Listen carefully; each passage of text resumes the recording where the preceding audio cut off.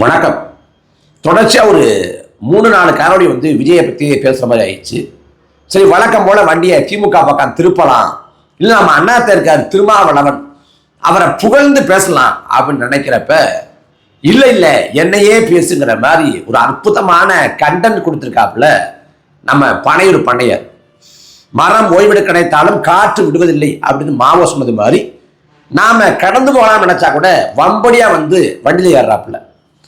2014 நரேந்திர மோடி ஆச்சரியாரத்தில் அமர்ந்தார். இப்போ 2026 நடக்குது. 12 ஆண்டு காலம். இந்த 12 ஆண்டு காலத்தில் அவர் பாகிஸ்தான் கூட போயிருக்கார். ஆனால் பத்திரிகையாளர்களை சந்திக்க ஒருபோதும் ஐயா மோடி போனதில்லை. வெளிநாட்டுக்கு போறாரு ஐயா மோடி, அங்கே ஒளிவாங்கி நிட்டுறாங்க யாரு? பத்திரிகையாளர்கள். ஓ மை காட் அப்படின்னு தலையில கவிக்கிறாப்புல, அதிர்ச்சி ஆயிட்டாப்புல. அந்த மாதிரி பிரஸ் மீட் அப்படின்னா நரேந்திர மோடிக்கு அலர்ஜி. இங்க தமிழ்நாட்டில் ஒருத்தர் இருக்காரு, அவருக்கும் பிரஸ் மீட் அப்படிதான் அலர்ஜி. யார் அப்படின்னா நம்ம வெட்டி தலைவர் தான். சர்க்கார் படத்துல பிரஸ் மீட் கொடுப்பாப்புல, மெர்சல் படத்துல பிரஸ் மீட் கொடுப்பாப்புல, அப்புறம் கத்தி படத்துல 20 நிமிஷம் பிரஸ் மீட்ல தெரிவித்து விடுவாப்புல. கத்தி படத்துல கத்தி, மெர்சல், சர்க்கார் அப்படி படத்துல பயங்கரமா இருக்கும் பிரஸ் மீட். ஆனா நிஜத்துல இது வரைக்கும் ஒரு பிரஸ் மீட் கூட கொடுத்தது இல்லை. வரக்கூடிய பிப்ரவரி 2ஆம் தேதி வந்தா தமிழக வெற்றி கழகம் தொடங்கப்பட்டு 2 ஆண்டுகளா ஆகுது. ஆனா இது வரைக்கும் ஊடகங்களை சந்திச்சு அவர் பேசவே இல்லை. ஊடகங்கள் வெட்டி தரமா திரும்ப திரும்ப தாவேகா பத்தி விஜயை பத்தி பேசிக்கிட்டே இருக்குது. எப்போதும் விஜயை பத்தியே தொலைக்காட்சி விவாதம். விஜய்க்கு அதிகப்படியான வெளிச்சம், கவன இருப்பு. ஆனா அதே சமயம் ஊடகங்கள் விஜய் பேசும். ஆனா ஊடகங்கள்ட்ட விஜய் பேச மாட்டார். இது வரைக்கும் ஒரு அரசியல் பேட்டியோ ஒரு ஊடக சந்திப்போ கொடுத்தது இல்லை. ஒன்னே ஒன்று கொடுத்தான்னு நினைக்கிறேன். கொடைக்கானலுக்கு படப்பிடிப்புக்கு போறப்ப சென்னை விமான நிலையம் நினைக்கிறேன், சென்னை விமான நிலையத்தில் பத்திரிகையாளர் சந்திச்சு ரசிகர்களுக்கு சொல்றாரு, தன்னோட தொண்டர்களுக்கு சொல்றாரு, நான் என் வேலையை பார்க்க போறேன், நீங்க உங்க வேலையை பார்க்க போயிடுங்க அப்படின்னு ஒரு வாட்டி போயிட்டாப்புல. மற்றபடி அவங்க கேட்ட எந்த கேள்விக்கும் பதில் சொல்லல, அதெல்லாம் எதிர்கொள்ளவும் இல்லை. அப்ப எப்படி பார்த்தாலும் இது வரைக்கும் ஊடக சந்திப்பை விஜய் எதிர்கொள்ளவே இல்லை அப்படின்னு தான் நம்ம பார்க்க வேண்டியிருக்கு. இதுல நேற்றைய தினம் ஒரு புகைப்படம், நேற்று இரவு படம் நினைக்கிறேன், ஒரு புகைப்படம் சமூக வலைதளங்கள்ல வந்துச்சு. ஏன்னா விஜய் பேட்டி கொடுத்திருக்காரு, NDTVக்கு ஆங்கில ஊடகத்துக்கு பேட்டி கொடுத்திருக்காரு அப்படின்னு செய்தி. நான் பார்த்த மாத்திரத்துல எப்ப காணொலி வரப்போகுது, வெறும் புகைப்படம் தான் போட்டிருக்காங்க, காணொலி எப்ப வெளியாகும், அது விஜய் என்ன சொல்ல போறாரு அப்படின்னு பார்த்துக்கிட்டு இருந்தேன். கடைசியா தான் தெரியுது அதுக்கு காணொலி வெளியே ஆகாதான். ஏன்னா அவர் புகைப்படம் எடுக்க மட்டும் தான் அனுமதிச்சாராம், காணொலி பதிவு பண்ண அனுமதிக்கலையா. அப்ப எப்படி விஜயை பேட்டி எடுக்க போனாங்கல்ல, அவங்க பேட்டி கொடுத்துருக்காங்க. என்ன கூத்து அப்படின்னா, NDTVயோட ஊடக குழு போகுது. ராகுல் கன்வால் அவர் NDTVயோட தலைமை ஆசிரியர், அப்புறம் அரசியல் பிரிவு ஆசிரியர் வசுதா வேணுகோபால். இவங்க 2 பேரும் விஜயை பேட்டி எடுத்தாங்களாம். பேட்டி எடுத்த பிறகு விஜய் என்ன சொன்னாருன்னு இவங்க 2 பேரும் உட்கார வச்சு சிவ் அரூர் அப்படின்ட்டு NDTVயோட தலைமை நிர்வாக ஆசிரியர் அவர் பேட்டி எடுத்திருக்காப்புல. பேட்டி எடுக்க போன ஆட்கள் அவங்க பேட்டி எடுக்காம இந்த ஆட்களை அவங்களே பேட்டி எடுக்கிறாங்க. என்ன மாதிரி கேள்வி கூத்து. அந்த காலத்துல காட்சி ஊடகம் இல்லை, அந்த காலத்துல காட்சி ஊடகம் இல்லை, அந்த காலத்துல அந்த வலையொலிகள் இல்லை. அப்ப அன்னைக்கு பத்திரிகை தான்.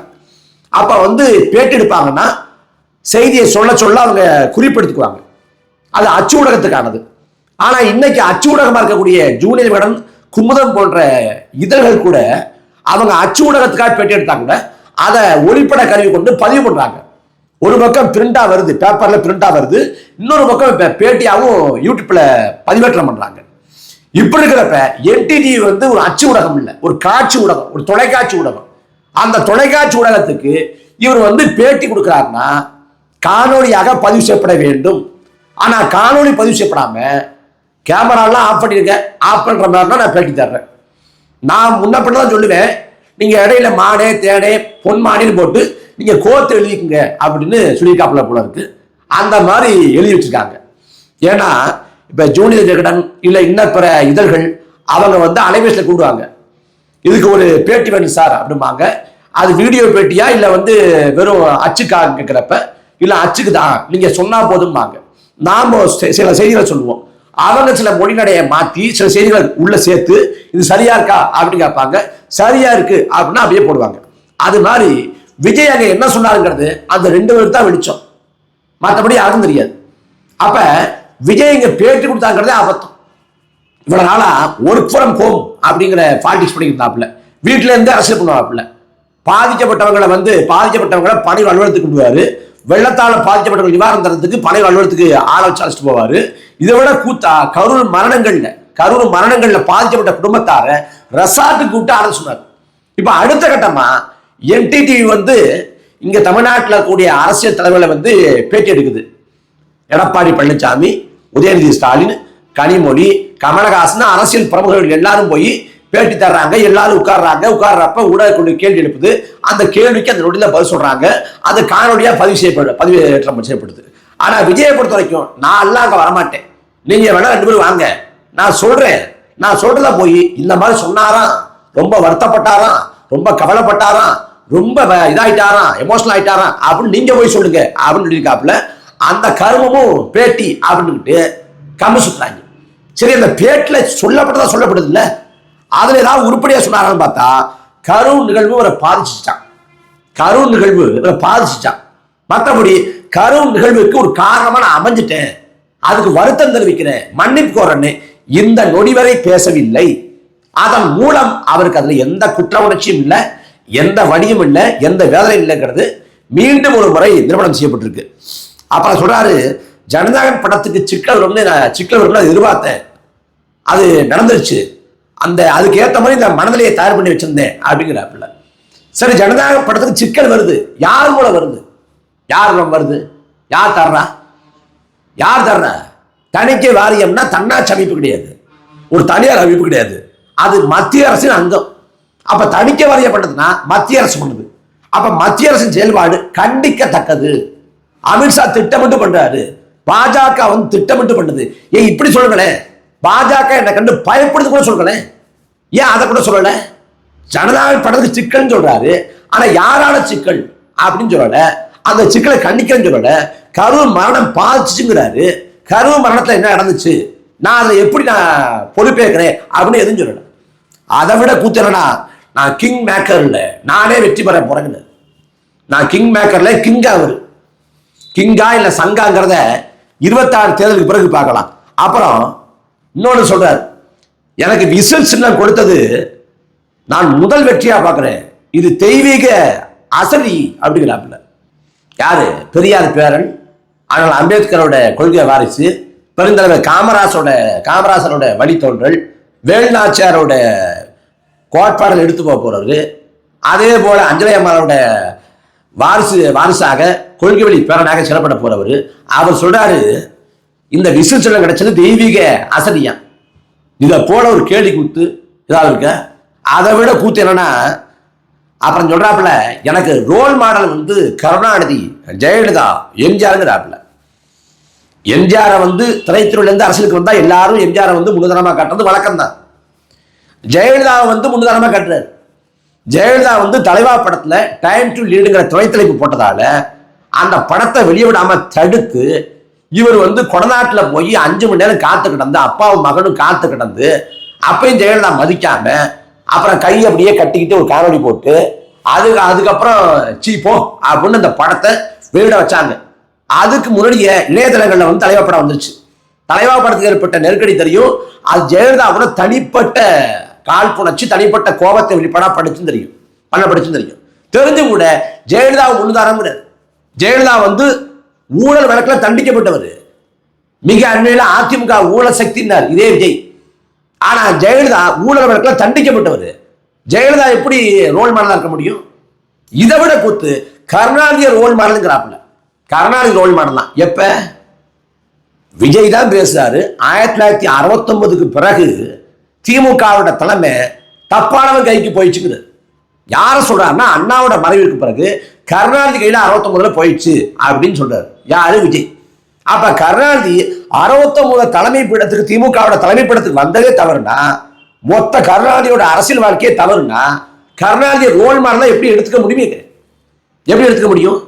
முதல்ல கொள்கை திருவிழா அப்படின்னு மாநாடு போட்டாங்க. அந்த மாநாட்டில் வந்து பெரியார் ஈவரா, அண்ணல் அம்பேத்கர், காமராசர், அஞ்சலி அம்மாள், வேலுநாச்சர் 5 பேர் சொன்னாங்க. அடுத்த மதுரையில் ஒரு மாநாடு போட்டாங்க. மதுரையில் மாநாடு போடுறப்ப திடீர்னு பார்த்தா எம்ஜிஆரையும் அண்ணாவையும் சேர்த்துட்டாங்க. இவங்க தேர்தலை எங்களுக்கு வழிகாட்டி அப்படின்னாங்க. அதுக்கு பிறகு பார்த்தா செங்கோட்டை வர்றாப்புல, எங்க தாவேக்காக்குள்ள செங்கோட்டை வர்றப்ப தனியால வராம ஜெயலலிதா அம்மையாரோட ஆவியையும் கூட்டு வர்றாப்புல. அந்த ஜெயலலிதா அம்மையார் படத்தையும் பார்த்தா வந்து தாவேக்காவோட பதாகைகள்ல போடப்படுது. சரி, ஜெயலலிதா வரைக்கும் வந்துட்டாங்க அப்படின்னு பார்த்தா விஜயகாந்த் படத்தை வந்து கடல போட்டாங்க. ஏன்னா அண்ணன் விஜயகாந்த் அப்படின்னு திடீர்னு பாசம் அப்படியே பாசமான பொழிஞ்சாப்புல விஜய். அப்புறம் பார்த்தா அஜித் படத்தை கூட்டத்தை காமிச்சாங்க. என்னன்னு பார்த்தா அஜித்தின் நண்பர் அப்படிங்கிற மாதிரி அஜித் படத்தை யாரோ ஒருத்தர் விஜய்க்கு பரிசளிக்க, அதுக்கு விஜய் கையெழுத்து போடுறப்ப இங்கேருந்து ஒருத்தர் படம் பிடிக்க அந்த படத்தை எடுத்து உழவு விட்டாங்க. இப்படி எல்லாரும் சேர்த்துட்டு வந்தவங்க இப்ப கடைசியா பார்த்தா கருணாநிதி என்னோட ரோல் மாடல் தேவையில்ல. அப்ப எல்லாரும் என் பக்கம் வாங்க அப்படின்னு சேர்த்துக்கிட்டா வானத்தை போல படத்துல மாதிரி எங்கள் வீட்டில் எல்லா நாளும் கார்த்திகைங்கிற மாதிரி எல்லாரும் ஏத்துட்டா எதுக்கு தனி கட்சிங்கிற? அந்த கட்சி என்ன தனித்துவம் இருக்குது? திமுக வந்து ஊழல் கட்சி, திமுக வந்து மோசமான கட்சி, உண்மைதான், மாற்று கருத்து இல்லை. ஆனா திமுகவோட அதிகாரப்பிடமாக பல ஆண்டுகள் இருந்த கருணாநிதி ரோல் மாடல் எடுத்துட்டு என்ன பண்ண போறீங்க? ஒரு இளவும் புரியல, அவங்க கட்சிக்காரனுக்கு புரியல.